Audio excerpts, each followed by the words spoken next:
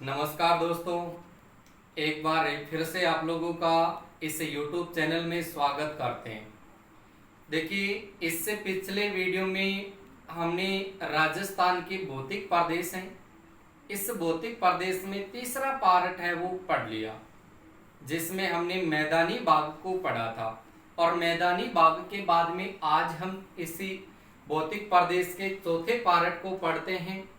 और चौथा पार्ट है आपके सामने राजस्थान का दक्षिणी पूर्वी पठारी भाग। देखिएगा, इस दक्षिणी पूर्वी पठारी भाग की बात करें तो इनकी क्या क्या विशेषता है और क्या क्या क्वेश्चन आपसे पूछा जा सकता है। देखिए, दक्षिणी पूर्वी पठारी भाग यानी इस दक्षिणी पूर्वी पठारी भाग की बात करें तो यहां से देखिए आपसे क्या क्या क्वेश्चन पूछा जा सकता है, इनकी अपन आज इस वीडियो में चर्चा करेंगे। देखिए, सबसे पहले तो आप क्या करेंगे, यहां से आप राजस्थान का मानचित्र है वो याद रखेंगे। यहां से आपके सामने सबसे पहले तो देखिए यहां पर आपके सामने ये राजस्थान का मानचित्र है और इसी मानचित्र पर हम देखिए यहां पर चर्चा करेंगे कि राजस्थान का जो दक्षिणी पूर्वी जो पठारी भाग है इनकी क्या क्या तो विशेषता है और यहां से आपसे देखिए क्या क्या क्वेश्चन है वो एग्जाम में पूछा जा सकता है। ये तो गया आपके सामने राजस्थान का मानचित्र और इसी मानचित्र पर देखिए हमने यहां से देखिए पहला पार्ट पढ़ा था राजस्थान के भौतिक प्रदेशों का, जिसमें हमने यहां से मरुस्थल का विस्तार है वो पढ़ा था। यहां से देखिए हमने यहां से मरुस्थल का विस्तार है वो पढ़ लिया था और मरुस्थल के बाद में हमने यहां से देखिए अरावली पर्वत श्रेणी है, इस अरावली पर्वत श्रेणी को यहां से पढ़ लिया। ये अरावली का भाग है और अरावली पर्वत श्रेणी के बाद में हमने तीसरा जो पार्ट पढ़ा था वो पार्ट पढ़ा था आपके सामने पूर्वी मैदानी भाग। ये पूर्वी मैदानी भाग को हमने पिछले वीडियो में पढ़ लिया। देखिए, इन तीन पार्टों की चर्चा है वो हम पिछले वीडियो में कर चुके हैं। इस मरुस्थल के बारे में पढ़ चुके हैं, यहाँ से अरावली के बारे में पढ़ चुके हैं, यहाँ से पूर्वी मैदानी भाग के बारे में पढ़ चुके हैं। यानी यहाँ से देखा जाए तो आपके सामने देखिए चौथा जो पार्ट रहेगा वो चौथा पार्ट देखिए कौन सा है, तो यहाँ पर आपके सामने ये होगा आपके सामने कौन सा भाग है, तो दक्षिणी पूर्वी पठारी भाग का। अब इस दक्षिणी पूर्वी पठारी भाग की बात करें तो यहां से देखिए आपके सामने देखिए ये जो क्षेत्र है, ये संपूर्ण क्षेत्र देखा जाए तो आपके सामने ये वाला क्षेत्र है वो कौन से क्षेत्र का है, दक्षिणी पूर्वी पठारी भाग का। यानी इस दक्षिणी पूर्वी पठारी भाग की बात करें तो यहां से देखिए सबसे पहले क्वेश्चन तो क्या पूछा जाएगा कि ये दक्षिणी पूर्वी जो पठारी भाग है ये किसका अवशेष है, तो यहाँ पर आप ध्यान रखिएगा ये गोंडवाना लैंड का अवशेष है। गोंडवाना लैंड है, इस गोंडवाना लैंड का अवशेष है ये माना जाता है। और इस पठारी भाग की यदि उत्पत्ति की बात करें तो उत्पत्ति या इसका जो निर्माण हुआ है वो निर्माण देखिए किसके द्वारा हुआ है, तो याद रखेंगे आर्कियन युग।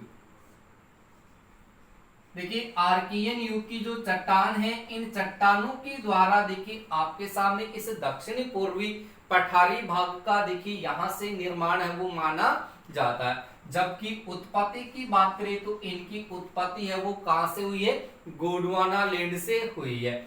उसके बाद में देखिए यहां से आपके सामने अरावली पर्वत श्रेणी है और यहां से आपके सामने देखिए एक महान भ्रंश है, महान भ्रंश। इसे अरावली और महान भ्रंश की बात करें तो इनके मध्य में आपके सामने ये दक्षिणी पूर्वी पठारी भाग है। तो यहां से आप ध्यान रखेंगे कि राजस्थान का दक्षिणी पूर्वी पठारी भाग है ये अरावली पर्वत श्रेणी व महान भ्रंश द्वारा देखिए अलग होता है। ठीक है, उसके बाद में देखिए ये राजस्थान की अगर क्षेत्रफल की बात करें तो ये राजस्थान के कितने प्रतिशत तो देखिए भूभाग पर फैला हुआ, तो यहाँ पर आप ध्यान रखेंगे कि ये 6.89% ये आपके सामने भूभाग पर फैला हुआ। जबकि यहाँ पर यदि जनसंख्या की बात करें तो यहाँ पर लगभग आपके सामने 11% जनसंख्या है वो निवास करती है। यानी आपसे ये कहा जाएगा कि राजस्थान में ये जो आपका दक्षिणी पूर्वी जो पठारी भाग है, ये पठारी भाग है, ये कितने प्रतिशत भूभाग पर फैला हुआ है? तो ये 6.89%, यानी लगभग देखा जाए तो यहाँ से आपके सामने 7% ये भूभाग पर फैला हुआ है। जबकि यहाँ पर कितनी प्रतिशत जनसंख्या वो निवास करती है? तो याद रखिएगा 11% जनसंख्या है वो निवास करती है। यदि इसके क्षेत्रफल की बात करें तो इनका जो कुल क्षेत्रफल है वो कितना रखा गया है? तो याद रखेंगे 24,185 वर्ग किलोमीटर क्षेत्रफल में ये फैला हुआ है। अब यहां से देखिए ध्यान रखेंगे कि अपन देखिए क्षेत्र पढ़ रहे हैं दक्षिणी पूर्वी पठारी भाग को, यानी ये दक्षिणी पूर्वी पठार है। इस पठारी भाग को आप देखिए सीधा भी बोल सकते हैं पठारी भाग, यानी ये आपके सामने चौथा भाग है कौन सा? पठारी भाग का। यानी यहां से राजस्थान की ये दक्षिण दिशा है और यहां से आपके सामने ये पूर्व दिशा, ये दक्षिणी पूर्वी दिशा में स्थित है, इसलिए इसको दक्षिणी पूर्वी पठारी भाग कहा जाता है।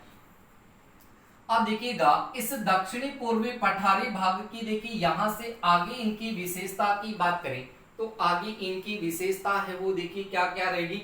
ये विशेषता तो आपको ध्यान रखनी है कि राजस्थान का जो दक्षिणी पूर्वी पठारी भाग है ये आर्कियन युग की चट्टानों से इसका निर्माण हुआ है और ये किसका अवशेष है? तो याद रखेंगे ये गोंडवाना लैंड का अवशेष है और इसका कुल क्षेत्रफल देखा जाए तो 24,185 वर्ग किलोमीटर इसका कुल क्षेत्रफल है।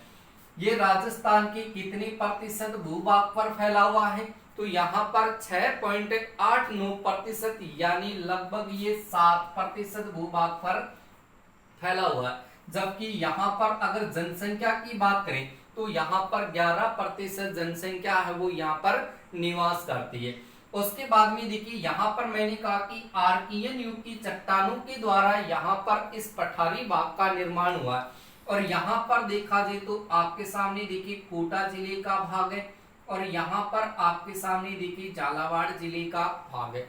इस कोटा और झालावाड़ की बात करें तो यहाँ पर आपके सामने देखिए डेक्कन ट्रेप है, यानी यहाँ पर डेक्कन ट्रेप यहाँ पर सेल वो पाई जाती है। देखिएगा यहाँ से आपसे क्वेश्चन पूछा जा सकता है कि राजस्थान का जो दक्षिणी पूर्वी जो पठारी भाग है इस पठारी भाग में किस प्रकार की सेल पाई जाती है? तो याद रखेंगे डेक्कन ट्रैप सेल है वो पाई जाती है और कौन से जिले में पाई जाती है? तो याद रखिएगा कोटा झालावाड़ में पाई जाती है। अब देखिए यहाँ से अपन क्या करेंगे कि ये जो आपका केवल जो पठारी भाग है इसी पठारी भाग की देखिए हम यहाँ से चर्चा करते हैं। यहाँ से एग्जाम में आपसे क्वेश्चन है वो पूछा जा सकता है। देखिएगा यहाँ से आपके सामने देखिए ये राजस्थान का मानचित्र है, यहाँ से आपके सामने देखिए ये राजस्थान का मानचित्र है और इसमें आपसे इस पठारी भाग से संबंधित देखिए क्वेश्चन क्या क्या पूछा जाएगा। देखिए यहाँ से आपके सामने ये तो है राजस्थान का मानचित्र, यहाँ से आपके सामने ये तो भाग है वो किसका आ गया? राजस्थान है, इस राजस्थान के मानचित्र का आ गया। क्लियर है? अब यहां से देखिए आपके सामने ये वाला जो पार्ट है ये पूरा का पूरा भाग है, ये किसका भाग है? तो याद रखेंगे ये दक्षिणी पूर्वी पठारी भाग है, ये दक्षिणी पूर्वी पठारी भाग है। इस पठारी भाग की बात करें तो इस पठारी भाग को देखिए यहां से पूछा जाएगा कि इसको स्थानीय भाषा में क्या कहा जाता है। यानी जब स्थानीय भाषा की बात करें तो स्थानीय भाषा में इसको क्या कहा जाता है? तो याद रखिएगा इसको ऊपरमाल कहा जाता है। क्या कहा जाता है? तो यहाँ से आप ध्यान रखेंगे कि दक्षिणी पूर्वी जो पठारी भाग है इस पठारी भाग को स्थानीय भाषा में क्या कहा जाता है? तो आप लोगों को ऐसा प्रश्न पूछा जाए तो आपको आंसर क्या देना है? ऊपरमाल का बताना है। यानी इसको स्थानीय भाषा में ऊपरमाल के नाम से पुकारा जाता है, लेकिन ऊपरमाल के अलावा देखा जाए तो इसको और किस नाम से पुकारा जाता है? तो यहां से देखिए आप ध्यान रखेंगे कि ये जो आपका दक्षिणी पूर्वी जो पठारी भाग है इसको स्थानीय भाषा में देखिए ऊपरमाल के नाम से पुकारा जाता है। और यहाँ पर आपके सामने देखिए इसी को आपके सामने पाथर के नाम से पुकारा जाता है। किस नाम से पुकारा जाता है? तो यहाँ से ध्यान रखिएगा कि इसको पाथर के नाम से भी पुकारा जाता है। अब इसे ऊपरमाल की बात करें तो देखिए यहाँ से आपसे मैंने कहा कि राजस्थान का जो दक्षिणी पूर्वी जो पठारी भाग है इसको स्थानीय भाषा में ऊपरमाल या पाथर के नाम से पुकारा जाता है। लेकिन अगर आपसे ये कहा जाए कि राजस्थान में जो ऊपरमाल का पठार है, किसका पठार है?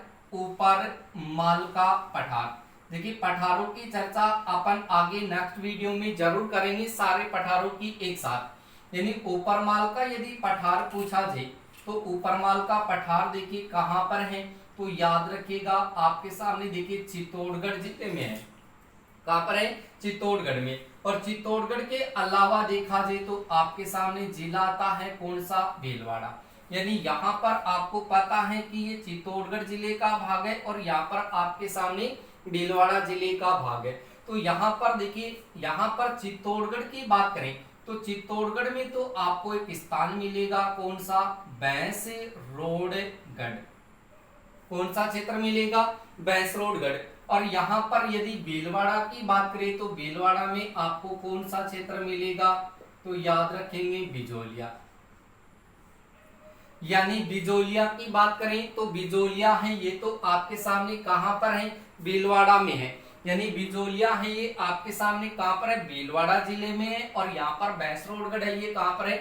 चित्तौड़गढ़ में। तो यहाँ पर ध्यान रखेंगे कि ऊपरमाल का जो पठार है ये ऊपरमाल का पठार बिजोलिया, भीलवाड़ा और भैंसरोडगढ़ चित्तौड़गढ़ है, इनके मध्य का जो भाग है वो भाग है ऊपरमाल का पठार कहलाता है। और इसी ऊपरमाल के पठार को कहा जाता है आपके सामने उत्तमाद्री। क्या कहा जाता है इसको? उत्तमाद्री के नाम से पुकारा जाता। तो इस ऊपरमाल के पठार को आप ऐसे याद रखिएगा कि ऊपरमाल का पठार है ये भैंसरोडगढ़, चित्तौड़गढ़ व बिजोलिया, भीलवाड़ा के मध्य है। ऐसे याद रखो। देखिए यहाँ पर ऊपरमाल लिखा है तो ऊपर से तो याद, ऊपरमाल से तो याद रखोगे ऊपर, उसके बाद में याद रखोगे भैंस और उसके बाद में याद रखोगे बीजगी। यानी ऊपर भैंस बीजगी, ऊपर भैंस बीजगी। तो ऊपर का मतलब होगा ऊपरमाल का पठार, भैंस का मतलब हो जाएगा भैंसरोडगढ़ और बीज का मतलब, बीजगी का मतलब हो जाएगा बिजोलिया। तो बिजोलिया भीलवाड़ा में है, भैंसरोडगढ़ चित्तौड़गढ़ में। ये बात क्लियर हुई। उसके बाद में देखिए आगे चर्चा करते हैं इस पठारी भाग की। तो यहां से देखिए आगे क्वेश्चन क्या पूछा जा सकता है। देखिएगा यहां पर देखिए आपके सामने ये तो है अरावली पर्वत श्रेणी। यहां पर तो आपके सामने कौन सी पर्वत श्रेणी आ गई? ये तो भाग है आपके सामने किसका? अरावली पर्वत श्रेणी का। ठीक है। और यहां पर आपके सामने एक पठार है जिसका नाम है मालवा का पठार। यहां पर है आपके सामने मालवा का पठार और इसके पास में यहां पर आपके सामने है विंध्याचल की पहाड़ी। अब देखिएगा यहां से ध्यान रखिए कि दक्षिणी पूर्वी जो पठारी भाग है ये पठारी भाग आपके सामने देखिए 3 क्षेत्रों से घिरा हुआ है। एक तो आपका अरावली पर्वत श्रेणी से घिरा हुआ है, इधर से आपके सामने मालवा का पठार है इससे घिरा हुआ है, और यहां से देखा जाए तो आपके सामने विंध्याचल पर्वत श्रेणी से घिरा हुआ है या विंध्याचल की पहाड़ी से घिरा हुआ है। इन 3 क्षेत्रों से घिरा हुआ होने के कारण इस पठारी भाग को किस नाम से पुकारा जाता है? तो याद रखेंगे इसको त्रिपठार के नाम से पुकारा जाता है। ये क्वेश्चन एग्जाम की दृष्टि से वेरी वेरी इंपॉर्टेंट क्वेश्चन है, ध्यान रखिए दोस्तों।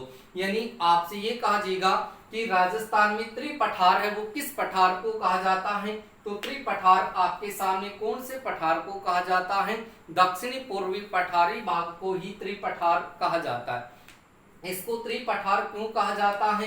तो ध्यान रखिएगा कि इसको त्रिपठार इसलिए कहा जाता है क्योंकि दक्षिणी पूर्वी पठारी भाग है ये अरावली पर्वत श्रेणी, विंध्याचल पर्वत श्रेणी और मालवा का पठार है, इनसे ये घिरा हुआ है और 3 क्षेत्रों से घिरा हुआ होने के कारण इसको देखिए त्रि यानी 3 ये 3 पठारी क्षेत्रों से घिरा हुआ होने के कारण इसको क्या कहा जाता है, त्रिपठार के नाम से पुकारा जाता है।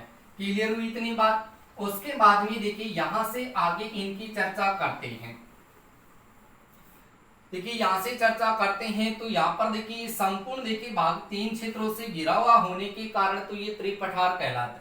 लेकिन इसका विस्तार देखा जाए तो आपके सामने देखिए चित्तौड़गढ़ जिले में आता है, चित्तौड़गढ़ के बाद में कोटा में, कोटा के बाद में देखिए यहाँ पर बूंदी, और बूंदी के बाद में यहाँ पर झालावाड़, झालावाड़ के बाद में आता है बारा।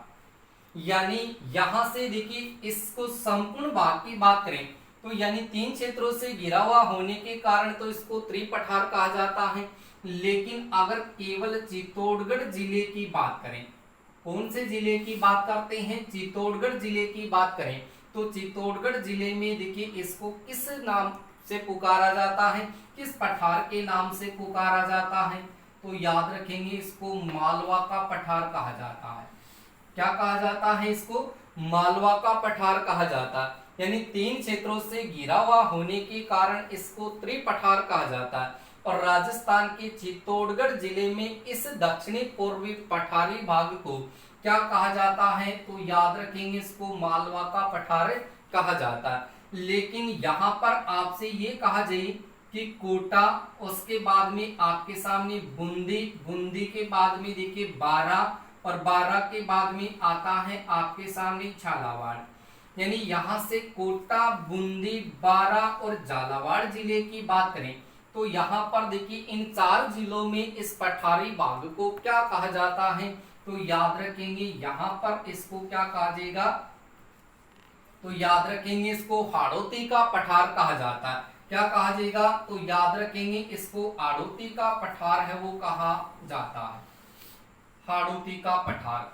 तो यहां से देखिए इनके अलग अलग क्वेश्चन है वो प्राप्त हो रहे हैं। अलग अलग क्वेश्चन क्या प्राप्त हो रहा है कि यहाँ पर कोटा, बूंदी, बारा और झालावाड़, यानी कोटा, बूंदी, बारा, झालावाड़ में देखिए इस पठारी भाग को कहा जाता है हाड़ौती का पठार।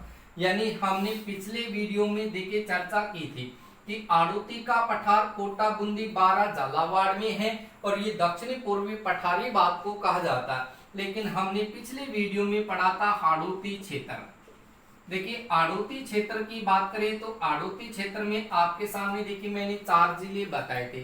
राजस्थान के जो प्राचीन क्षेत्र हमने पढ़े थे उन प्राचीन क्षेत्रों में देखिए यहाँ पर इस हाड़ौती क्षेत्र की चर्चा हम पिछले वीडियो में कर चुके हैं। तो यहाँ से हाड़ौती क्षेत्र की बात करें तो हाड़ौती क्षेत्र में भी देखिए आपके सामने मैंने 4 जिले बताए, कोटा, बूंदी, बारा, झालावाड़। और वहां पर याद करने के लिए मैंने आपको सूत्र बताया था कोजा बाबू।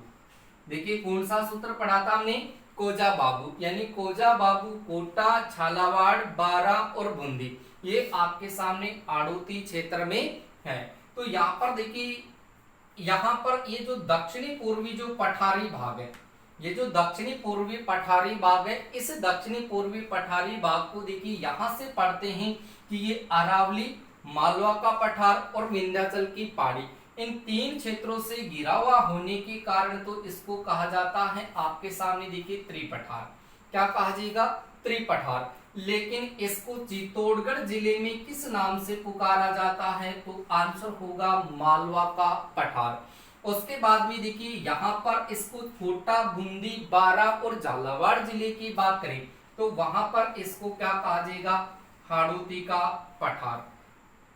क्लियर हुई इतनी बात। उसके बाद में देखिए अगर इस मालवा के पठार की बात करें तो मालवा का पठार है, इनका हिस्सा आपके सामने देखिए राजस्थान में भी आता है और यहां से आपके सामने एमपी में भी आता है। राजस्थान और मध्य प्रदेश दोनों क्षेत्रों में इसका विस्तार है।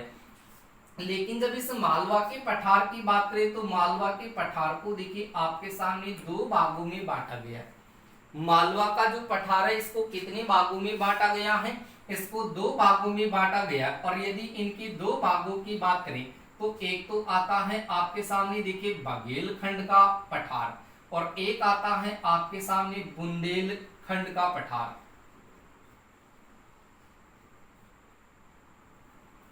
देखिए यहां पर जो मालवा का पठार है इस मालवा के पठार को देखिए कितने भागों में बांटा गया है, 2 भागों में बांटा गया है, जिसमें एक आपके सामने बघेलखंड का पठार है और इसके अलावा एक आपके सामने बुंदेलखंड का पठार है, बुंदेलखंड का और एक बघेलखंड का पठार है। इन दोनों पठारों की बात करें तो ये मालवा के पठार का ही एक हिस्सा है।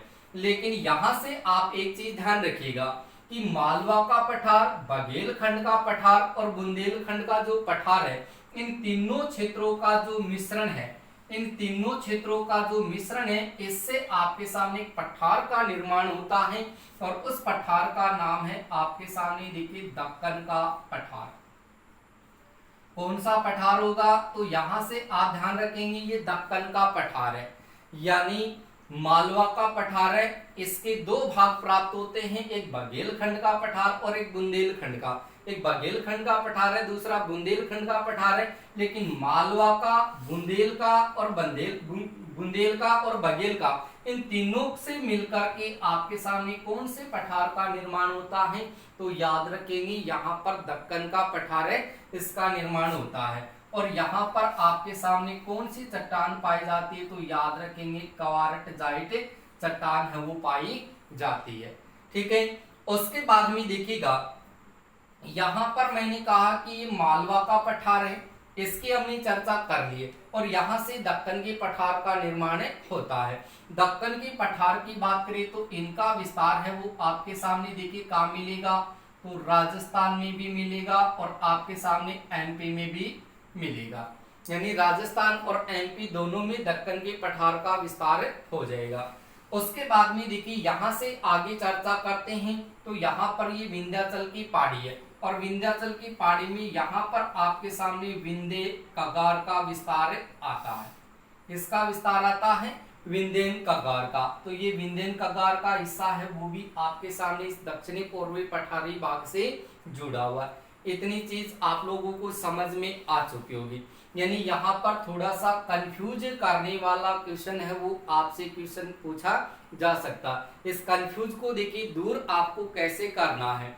सबसे पहले आपको यहाँ से ध्यान रखना कि ये दक्षिणी पूर्वी पठारी भाग है, ये दक्षिणी पूर्वी पठारी भाग है। ये अरावली पर्वत श्रेणी, विंध्याचल पर्वत श्रेणी और मालवा का पठार है, इन 3 क्षेत्रों से घिरा हुआ और घिरा हुआ होने के कारण तो इसको कहा जाता है त्रिपठार। इसके अलावा इसका विस्तार चित्तौड़गढ़, कोटा, बूंदी, बारा, झालावाड़ में है। तो चित्तौड़गढ़ में तो इसको कहा जाएगा मालवा का पठार, चित्तौड़गढ़ में तो क्या कहा जाएगा इसको? मालवा का पठार। और यहाँ से कोटा, बूंदी, बारा, झालावाड़ में कहा जाएगा इसको हाड़ौती का पठार। क्लियर है? यहाँ पर हाड़ौती का पठार हो गया, यहाँ पर मालवा का पठार हो गया, यहाँ पर त्रिपठार हो गया। 3 क्वेश्चन तो यहाँ से निकल करके आ जाएंगे। उसके बाद में मैंने देखिए एक चीज आपको बताई थी कि जो दक्षिणी पूर्वी जो पठारी भाग है, इस पठारी भाग को स्थानीय भाषा में क्या कहा जाता है? तो वहां पर मैंने बताया था कि इसको ऊपर माल कहा जाता है। क्या कहा जाता है? इसको ऊपर माल के नाम से पुकारा जाता है। ऊपर माल के अलावा देखिए इसको किस नाम से पुकारा जाता है? तो यहाँ पर इसको पाथर के नाम से पुकारा जाता है, यानी इसको पाथर भी कहा जाता है, इसको ऊपर माल के नाम से भी पुकारा जाता है। लेकिन ऊपर माल का पठार पूछा जाए तो वो आपके सामने भैंसरोडगढ़, चित्तौड़गढ़ व बिजोलिया, भीलवाड़ा के मध्य स्थित है। क्लियर हुई इतनी बात? और यहाँ पर मैंने आपसे कहा था कि मालवा का पठार है, इसको 2 भागों में बांटा गया है, जिसमें एक बघेलखंड का पठार है, दूसरा बुंदेलखंड का पठार है। इन तीनों से मिलकर के कौन से पठार का निर्माण होता है?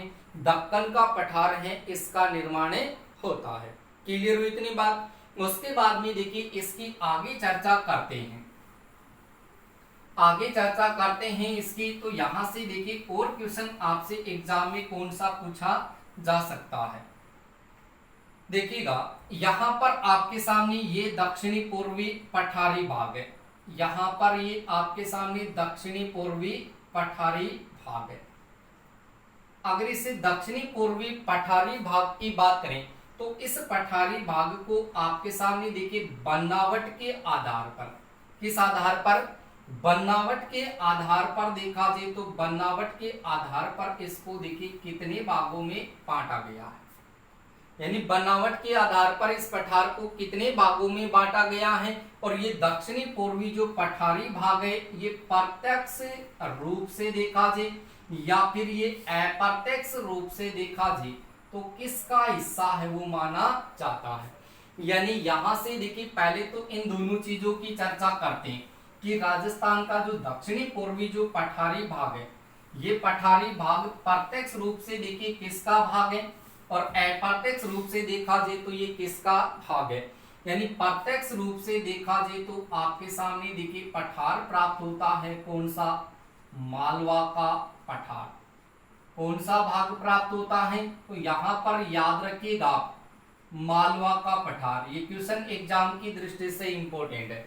यानी राजस्थान का जो दक्षिणी पूर्वी जो पठारी भाग है, ये जो दक्षिणी पूर्वी जो पठारी भाग है ये पठारी भाग प्रत्यक्ष रूप से देखिए कौन से पठार का भाग है तो याद रखिएगा ये मालवा का पठार है, इस मालवा के पठार का भाग है। उसके बाद में देखिए अप्रत्यक्ष रूप की बात करें तो अप्रत्यक्ष रूप से देखिए किसका रूप है, किसका भाग है तो वहां पर आप याद रखेंगे प्रायद्वीपीय पठार। देखिए इसकी भी हम चर्चा करेंगे जब अपन इंडियन ज्योग्राफी को पढ़ेंगे, भारत की ज्योग्राफी को पढ़ेंगे तो वहां पर इस प्रायद्वीपीय भाग का भी विस्तार हम पढ़ेंगे। यानी प्रत्यक्ष रूप से देखा जाए तो ये मालवा के पठार का रूप है और अप्रत्यक्ष रूप से देखा जाए तो ये आपके सामने प्रायद्वीपीय जो भाग है, प्रायद्वीपीय जो पठार है इन्हीं का ही एक रूप माना जाता है। तो प्रत्यक्ष रूप से पूछा जाए तो मालवा का पठार, अप्रत्यक्ष रूप से देखा जाए तो ये प्रायद्वीपीय पठार का हिस्सा माना जाता है। लेकिन जब बनावट की बात करें कि बनावट के आधार पर इस दक्षिणी पूर्वी पठारी भाग को कितने भागों में बांटा गया है तो यहाँ पर देखिए आपके सामने इसको कितने भागों में बांटा गया है तो याद रखिएगा इस पठारी भाग को 5 भागों में बांटा गया है। अगर सबसे पहले इनके 5 भागों की बात करें तो 5 भाग आपके सामने देखिए कौन कौन से आते हैं तो सबसे पहला भाग है आपके सामने पर्वतीय प्रदेश। सबसे पहला आपके सामने क्षेत्र कौन सा है, पर्वतीय प्रदेश। उसके बाद में दूसरे भाग की बात करें तो दूसरा भाग है आपके सामने नदी निर्मित प्रदेश। नदी निर्मित प्रदेश। उसके बाद में तीसरे भाग की बात करें तो आपके सामने देखिए तीसरा जो भाग है वो तीसरा भाग आपके सामने कौन सा है तो यहां से आप ध्यान रखेंगे साहेबाद की उच्च भूमि, साहेबाद की उच्च भूमि। उसके बाद में चौथे क्षेत्र की बात करें तो चौथा क्षेत्र आपके सामने देखिए कौन सा आता है तो याद रखेंगे झालावाड़ पठार, झालावाड़ पठार। और उसके बाद में यदि पांचवें क्षेत्र की बात करें तो पांचवा क्षेत्र आपके सामने कौन सा आता है तो याद रखिएगा डग गंगाधर, डग गंगाधर पठार। देखिएगा यहां से मैंने आपको कहा कि राजस्थान का जो दक्षिणी पूर्वी जो पठारी भाग है, राजस्थान का जो दक्षिणी पूर्वी पठारी भाग है इस पठारी भाग को देखिए बनावट के आधार पर कितने भागों में बांटा गया है तो आपके सामने देखिए इसको 5 भागों में बांटा गया है। 5 भागों में देखिए सबसे पहला जो भाग है वो कौन सा है, पर्वतीय प्रदेश का। दूसरा भाग आपके सामने कौन सा है, नदी निर्मित प्रदेश का। उसके बाद में जो तीसरा पार्ट है वो आपके सामने साहेबाद की उच्च भूमि का है। उसके बाद में चौथा भाग देखा जाए तो कौन सा है, झालावाड़ पठार का है। उसके बाद में पांचवें भाग की बात करें तो पांचवा भाग आपके सामने डग गंगाधर पठार का माना गया है। अब देखिएगा सबसे पहले अगर इस पर्वतीय प्रदेश की बात करें, सबसे पहले अगर इस पर्वतीय प्रदेश की बात करें तो यहां से देखिए आपके सामने क्वेश्चन है वो क्या पूछा जा सकता है, यानी एग्जाम की दृष्टि से क्वेश्चन है वो आपसे यहां से पूछा जा सकता है। और एक आपके सामने जो साहेबाद की जो उच्च भूमि है वहां से भी देखिए क्वेश्चन है वो पूछा जा सकता है। देखिए पर्वतीय जो प्रदेश है इसको देखिए वापस कितने भागों में बांटा गया है, तो याद रखिए दोस्तों आपके सामने इसको भी दो भागों में बांटा गया है। अगर दो भागों की बात करें तो दो भागों में आपके सामने देखिए कौन कौन से भाग आते हैं, तो एक तो भाग है आपके सामने देखिए मुकुंदवाड़ा की पहाड़ी, देखिए मुकुंदवाड़ा या मुकुंदरा हिल्स, मुकुंदरा हिल्स की पहाड़ी एक वाला क्षेत्र तो आपके सामने देखिए कौन सा आ जाएगा, मुकुंदवाड़ा की पहाड़ी है या मुकुंदरा हिल्स की पहाड़ी है। उसके बाद में दूसरे क्षेत्र की बात करें तो दूसरा क्षेत्र आता है आपके सामने अर्ध चंद्राकार पहाड़ी का, अर्ध चंद्राकार पहाड़ी का, ये आपके सामने अर्ध चंद्राकार पहाड़ी का है। और इसी अर्ध चंद्राकार पहाड़ी की बात करें तो इसको कहा जाता है आपके सामने आडावाला की पहाड़ी, देखिए इसको आडावाला की पहाड़ी के नाम से भी पुकारा जाता है। तो यहां से आप लोग ध्यान रखिएगा कि राजस्थान में जो आपके सामने दक्षिणी पूर्वी पठारी भाग को देखिए बनावट के आधार पर जो हमने 5 भाग पढ़े कि इनको 5 भागों में बांटा गया, इन 5 भागों में यदि सबसे पहले बात करते हैं कौन से प्रदेश की, पर्वतीय प्रदेश की, तो इस पर्वतीय प्रदेश को आपके सामने पुनः कितने भागों में बांटा गया है, तो याद रखिएगा आपके सामने इसको 2 भागों में बांटा गया। और 2 भागों की बात करें तो 2 भागों में आपके सामने मुकुंदवाड़ा या मुकुंदरा हिल्स की पहाड़ी है और दूसरा पार्ट देखा जाए तो वो अर्धचंद्राकार पहाड़ी का है जिसको आडावाला की पहाड़ी कहा जाता है। अब देखिएगा यहाँ पर इस मुकुंदवाड़ा की पहाड़ी की बात करें या मुकुंदरा हिल्स की पहाड़ी की बात करें तो इस पहाड़ी में आपके सामने देखिए इसकी एक सर्वोच्च चोटी आती है, क्या आती है, यहाँ पर आपके सामने एक सर्वोच्च चोटी आती है और उस सर्वोच्च चोटी का नाम है आपके सामने चंदवाड़ी।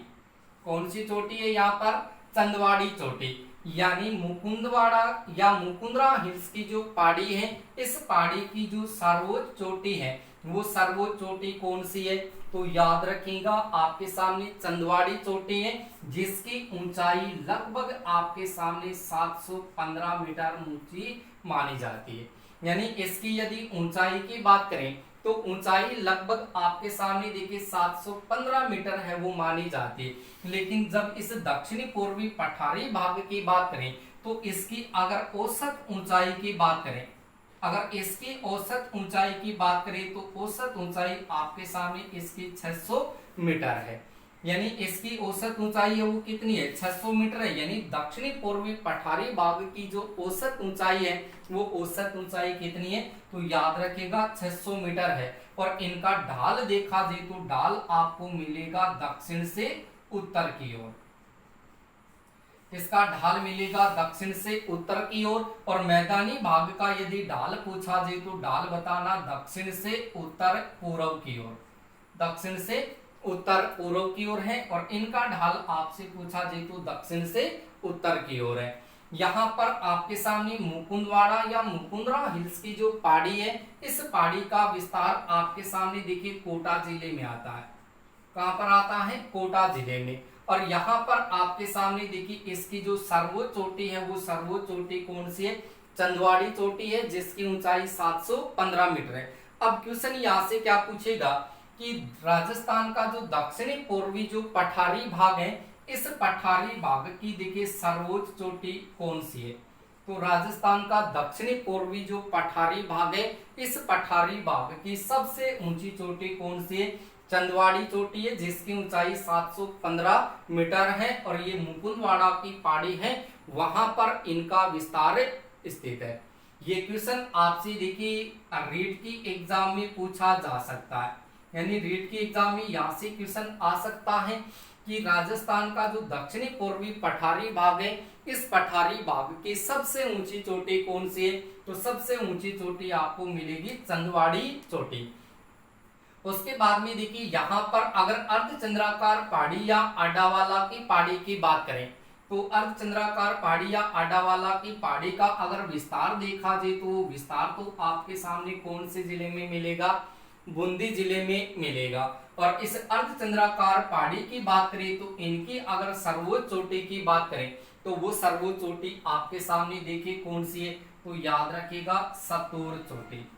यानी इसकी अगर सर्वोच्च चोटी की बात करें तो वो चोटी आपके सामने सतूर चोटी है। ये सतूर चोटी आडावाला की पहाड़ी है, इनकी सर्वोच्च चोटी है। ये आपके सामने जो अर्धचंद्राकार पहाड़ी है, इस पहाड़ी की ये सर्वोच्च चोटी है। यानी कौन सी चोटी हो गई, सतूर चोटी। लेकिन दक्षिणी पूर्वी पठारी भाग है, इस दक्षिणी पूर्वी पठारी भाग की दूसरी अगर सर्वोच्च चोटी की बात करें तो वो दूसरी सर्वोच्च चोटी आपके सामने सतूर चोटी होगी। इतनी बात समझ में आ गई। यानी प्रायद्वीपीय भाग की सर्वोच्च चोटी कौन सी है, तो याद रखिएगा चंदवाड़ी चोटी है। दक्षिणी पूर्वी पठारी भाग की दूसरी सर्वोच्च चोटी कौन सी है, तो दूसरी चोटी है आपके सामने सतूर चोटी। सतूर चोटी आपको मिलेगी आडावाला की पहाड़ी में, अर्धचंद्राकार पहाड़ी में। और आपके सामने देखिए ये जो चंदवाड़ी चोटी है वो मिलेगी आपको मुकुंदवाड़ा की पहाड़ी में। क्लियर है इतनी बात। ये है आपके सामने राजस्थान का दक्षिणी पूर्वी पठारी भाग।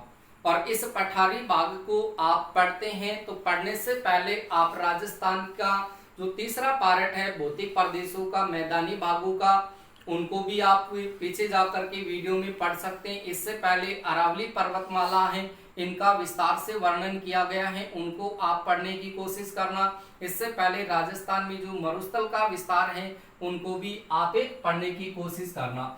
अब यानी यहाँ से आपको करना क्या है कि जब आप राजस्थान के भौतिक प्रदेशों को पढ़ते हैं, यानी राजस्थान के भौतिक प्रदेश, इन राजस्थान के जब भौतिक प्रदेशों को आप इस चैनल पर पढ़ेंगे तो वहां पर आपको राजस्थान के भौतिक प्रदेशों के 4 पार्ट मिलेंगे। कितने पार्ट है, 4 पार्ट मिलेंगे। 4 पार्टों में आपको पहला पार्ट मिलेगा मरुस्थल का, दूसरा अरावली का, और तीसरा मैदानी भाग का, और चौथा पार्ट मिलेगा इसका दक्षिणी पूर्वी पठारी भाग का। तो यहाँ पर जब आप मरुस्थल वाले वीडियो को पढ़ेंगे, मरुस्थल वाले टॉपिक को पढ़ेंगे, जब राजस्थान के भौतिक प्रदेशों को शुरू करेंगे तो वहां पर मरुस्थल से संबंधित लगभग आपके सामने 6 वीडियो है वो अपलोड किए गए। तो आप इन सारे के सारे 6 वीडियो को आप देखिएगा। बहुत ही शानदार तरीके से आप लोगों के सामने ये प्रस्तुत किया गया है कि आपके सामने ये 6 जो टॉपिक है, जो 6 पॉइंट है आपके सामने, ये सारे के सारे मरुस्थल से संबंधित है। उसके बाद में दूसरा पार्ट है आपके सामने अरावली का। अरावली से संबंधित आपके सामने लगभग आपके सामने 3 वीडियो है वो अपलोड किए गए हैं, जिसमें संपूर्ण अरावली का विस्तार से वर्णन किया गया है। चौथा पार्ट आपके सामने देखिए मैदानी भाग का है, मैदानी भाग का, और मैदानी भाग का एक ही वीडियो है जिसको आप देख सकते हैं। और उसके बाद में ये दक्षिणी पूर्वी पठारी भाग है जिसका आपके सामने ये वीडियो प्रस्तुत किया गया है। तो आप इससे सारे के सारे टॉपिकों को देखना, और देखने के बाद में आप अपने दोस्तों के साथ इनको शेयर जरूर करना। ठीक है दोस्तों।